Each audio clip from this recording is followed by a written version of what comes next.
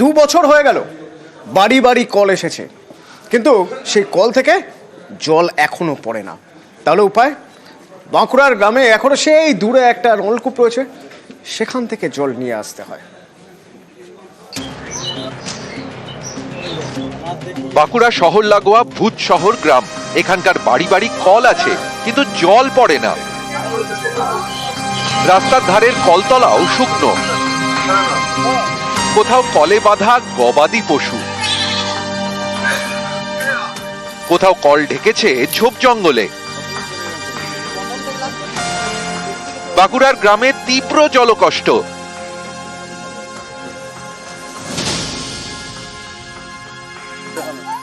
বাঁকুড়ার শানবাঁধা পঞ্চায়েতের অন্তর্গত ভূত শহর গ্রাম। জল জীবন মিশন প্রকল্পে কোটি কোটি টাকা খরচ করে এ গ্রামের বাড়ি বাড়ি দেওয়া হয় জলের কল, সেটাও বছর 2 আগে।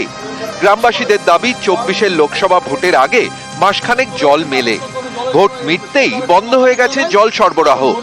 এদিকে গ্রামের নলকূপের জল খাবার অযোগ্য বলে দাবি। অগত্যা গ্রামবাসীদের খাবার জল আনতে হয় দূরের টিউবওয়েল থেকে। অন্যান্য কাজের জন্য ভরসা পাশের গন্ধেশ্বরী নদী। এই অবস্থায় কারিগরি দপ্তরের তরফে দেওয়া কলগুলি পড়ে থেকে থেকে নষ্ট হচ্ছে। বাড়িতে কল আছে, জল নেই, টিউবওয়েল জল সে অনেক দূরের থেকে আনতে হয়। নদী তো নোংরা জল, সব ড্রেনের জল আসছে, ওটা কি যাবো? ফালতু ফালতু দেখাচ্ছে যে কল হয়েছে, জল নেই।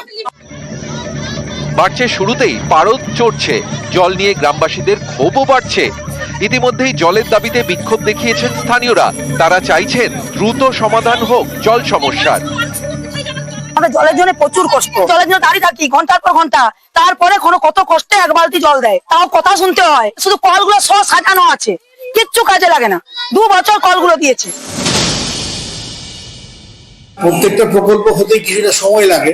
কন্যাশ্রী জল জীবন মিশনের যে প্রকল্পগুলো সেটা হতেও যেটুকু সময় রিজনেবলি লাগা উচিত সেটুকু লাগবে। কোনো কাজগুলো চলছে, কমপ্লিট হয়তো ঠিকই হয়নি, কিন্তু তাও আমরা হোপফুল এই বছরের মধ্যেই আমাদের মোরাললেস আমরা 80% স্কিম কমিশন করে দিতে পারবো। বাঁকুড়া থেকে প্রিয়ব্রত গোস্বামী, নিউজ 18 বাংলা।